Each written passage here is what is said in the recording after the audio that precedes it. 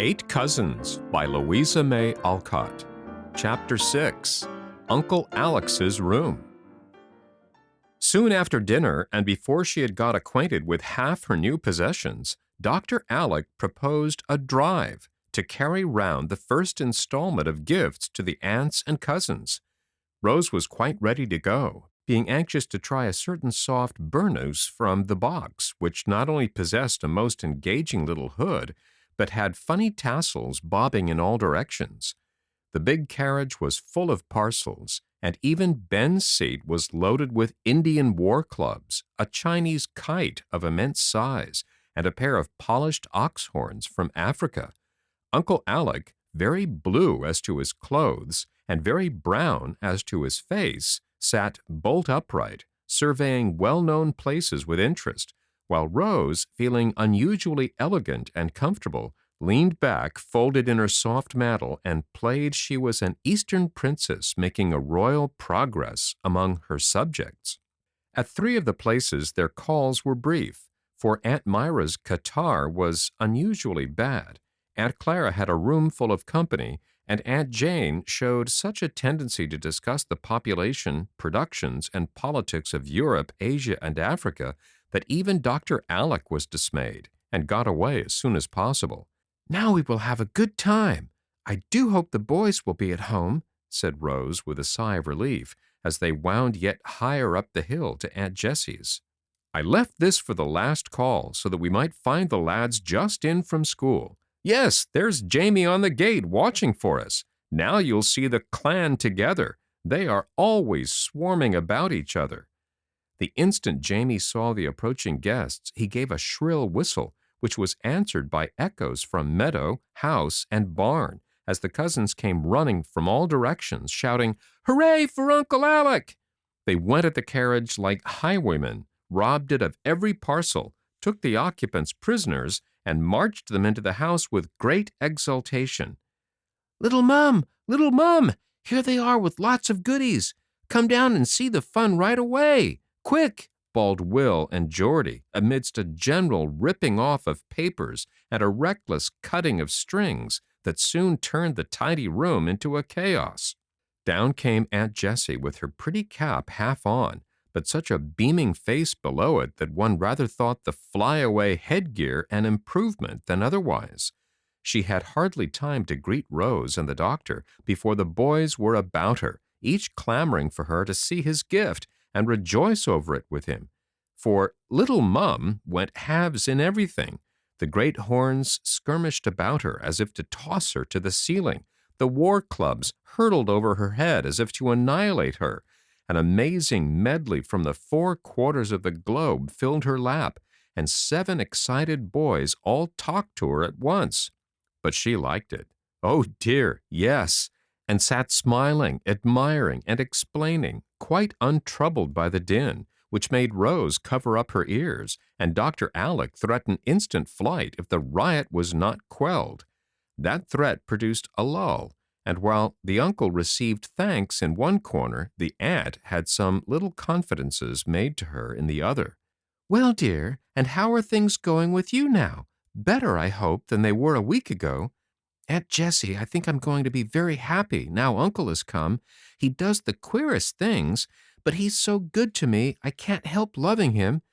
And nestling closer to little Mum, Rose told all that had happened, ending with a rapturous account of the splendid box.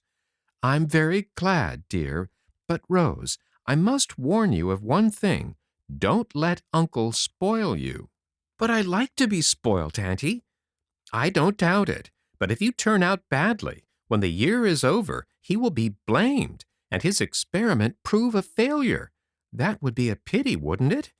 When he wants to do so much for you, and you can do it if his kind heart does not get in the way of his good judgment."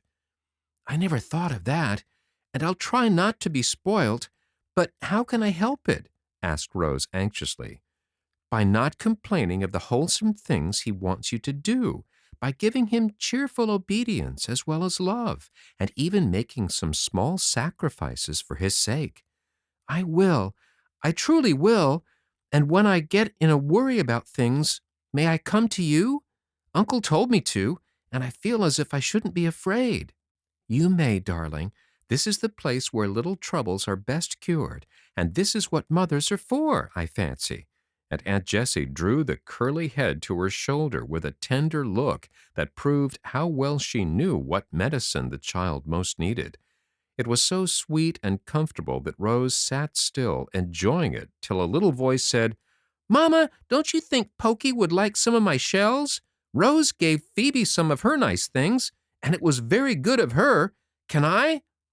"Who's Pokey?" asked Rose, popping up her head, attracted by the odd name. "My dolly. Do you want to see her?" asked Jamie, who had been much impressed by the tale of adoption he had overheard. "Yes, I'm fond of dollies. Only don't tell the boys, or they will laugh at me."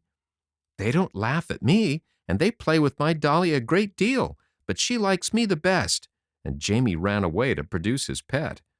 "I brought my old doll, but I keep her hidden because I am too big to play with her, and yet I can't bear to throw her away. I'm so fond of her," said Rose, continuing her confidences in a whisper. "You can come and play with Jamie's whenever you like, for we believe in dollies up here," began Aunt Jessie, smiling to herself as if something amused her. Just then Jamie came back, and Rose understood the smile, for his dolly proved to be a pretty 4-year-old little girl who trotted in as fast as her fat legs would carry her, and making straight for the shells, scrambled up an armful, saying with a laugh that showed her little white teeth, "All for Dimmy and me, for Dimmy and me." "That's my dolly. Isn't she a nice one?" asked Jamie, proudly surveying his pet with his hands behind him and his short legs rather far apart, a manly attitude copied from his brother's. "She is a dear dolly, but why call her Pokey?" asked Rose, charmed with the new plaything. "She's such an inquisitive little body, she's always poking that mite of a nose into everything, and as Paul Pry did not suit, the boys fell to calling her Pokey. Not a pretty name, but very expressive." It certainly was, for having examined the shells, the busy tot laid hold of everything she could find, and continued her researches till Archie caught her sucking his carved ivory chessmen to see if they were not barley sugar. Rice paper pictures were also discovered crumpled up in her tiny pocket, and she nearly smashed Will's ostrich egg by trying to sit upon it. "Here, Jim, take her away. She's worse than the puppies, and we can't have her around," commanded the elder brother, picking her up and handing her over to the little fellow, who received her with open arms and the warning remark, "You better mind what you do, for I'm going to adopt Pokey like Rose did Phoebe, and then you'll have to be very good to her, you big fellows. Adopt away, baby, and I'll give you a cage to keep her in, or you won't have her long, for she's getting worse than a monkey." And Archie went back to his mates, while Aunt Jessie, foreseeing a crisis, proposed that Jamie should take his dolly home, as she was borrowed, and it was time her visit ended. "My dolly's better than yours, isn't she? 'Cause she can walk and talk and sing and dance, and yours can't do anything, can she?" asked Jamie with pride, as he regarded his Pokey, who just then had moved to execute a funny little jig and warble the well-known couplet, Puss-tat, where you been? I been lunnin' to see a tween."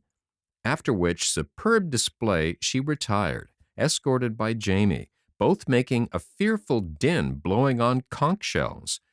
"We must tear ourselves away, Rose, because I want to get you home before sunset. Will you come for a drive, Jessie?" said Dr. Alec as the music died away in the distance. "No, thank you, but I see the boys want a scamper, so if you don't mind, they may escort you home, but not go in. That is only allowed on holidays." The words were hardly out of Aunt Jessie's mouth when Archie said in a tone of command, "Pass the word, lads, boot and saddle, and be quick about it." "All right." And in a moment not a vestige of boy remained but the litter on the floor.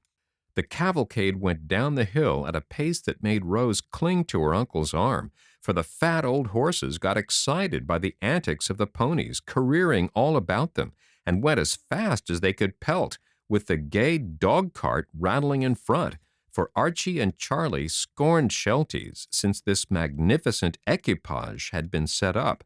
Ben enjoyed the fun, and the lads cut up capers till Rose declared that circus was the proper name for them after all. When they reached the house, they dismounted and stood, 3 on each side of the steps, in martial attitudes, while her ladyship was handed out with great elegance by Uncle Alec. Then the clan saluted, mounted at word of command, and with a wild whoop tore down the avenue in what they considered the true Arab style. "That was splendid! Now it's safely ended," said Rose, skipping up the steps with her head over her shoulder to watch the dear tassels bob about. "I shall get you a pony as soon as you are a little stronger," said Dr. Alec, watching her with a smile. "Oh, I couldn't ride one of those horrid, frisky little beasts. They roll their eyes and bounce about so I should die of fright," cried Rose, clasping her hands tragically. "Are you a coward?" "About horses I am." "Never mind, then. Come and see my new room." And he led the way upstairs without another word. As Rose followed, she remembered her promise to Aunt Jessie, and was sorry she had objected so decidedly. She was a great deal more sorry 5 minutes later, and well she might be. "Now, take a good look and tell me what you think of it," said Dr. Alec, opening the door and letting her enter before him, while Phebe was seen whisking down the back stairs with a dustpan. Rose walked to the middle of the room, stood still, and gazed about her with eyes that brightened as they looked, for all was changed. This chamber had been built out over the library to suit some fancy, and had been unused for years, except at Christmas times, when the old house overflowed. It had 3 windows, one to the east, that overlooked the bay, one to the south, where the horse chestnuts waved their green fans, and one to the west, towards the hill and the evening sky. A ruddy sunset burned there now, filling the room with an enchanted glow. The soft murmur of the sea was heard, and a robin chirped "good night" among the budding trees. Rose saw and heard these things, and felt their beauty with a child's quick instinct. Then her eye took in the altered aspect of the room, once so shrouded, still and solitary, now so full of light and warmth and simple luxury. India matting covered the floor, with a gay rug here and there. The antique andirons shone on the wide hearth, where a cheery blaze dispelled the dampness of the long-closed room. Bamboo lounges and chairs stood about, and quaint little tables in cozy corners, one bearing a pretty basket, one a desk, and on a third lay several familiar-looking books. In a recess stood a narrow white bed, with a lovely Madonna hanging over it. The Japanese screen, half folded back, showed a delicate toilet service of blue and white set forth on a marble slab, and nearby was the great bath pan with Turkish towels and a sponge as big as Rose's head. "Uncle must love cold water like a duck," she thought, with a shiver. Then her eye went on to the tall cabinet, where a half-open door revealed a tempting array of the drawers, shelves, and cubby-holes which so delight the hearts of children. "What a grand place for my new things," she thought, wondering what her uncle kept in that cedar retreat. "Oh, me, what a sweet toilet table," was her next mental exclamation as she approached this inviting spot. A round, old-fashioned mirror hung over it, with a gilt eagle atop, holding in his beak the knot of blue ribbon that tied up a curtain of muslin falling on either side of the table, where appeared little ivory-handled brushes, 2 slender silver candlesticks, a porcelain matchbox, several pretty trays for small matters, and, most imposing of all, a plump blue silk cushion, coquettishly trimmed with lace, and pink rosebuds at the corners. That cushion rather astonished Rose. In fact, the whole table did, and she was just thinking with a sly smile, "Uncle is a dandy, but I never should have guessed it," when he opened the door of a large closet, saying with a careless wave of his hand, "Men like plenty of room for their rattle-traps. Don't you think that ought to satisfy me?" Rose peeped in and gave a start, though all she saw was what one usually finds in closets: clothes and books, boots, boxes, and bags. Ah, but you see, these clothes were small black and white frocks, The row of little boots that stood below had never been on Dr. Alex's feet. The green bandbox had a gray veil straying out of it. And yes, the bag hanging on the door was certainly her own piece bag, with a hole in one corner.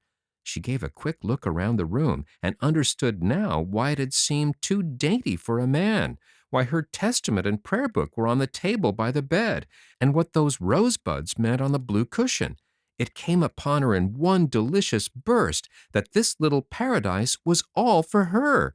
And, not knowing how else to express her gratitude, she caught Dr. Alec round the neck, saying impetuously, "Oh, Uncle, you are too good to me.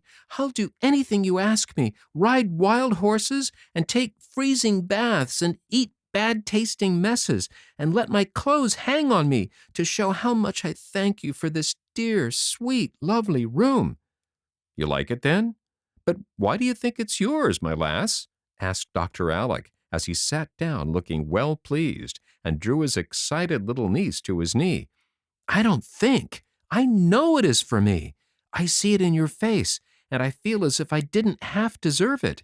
Aunt Jessie said you would spoil me, and I must not let you.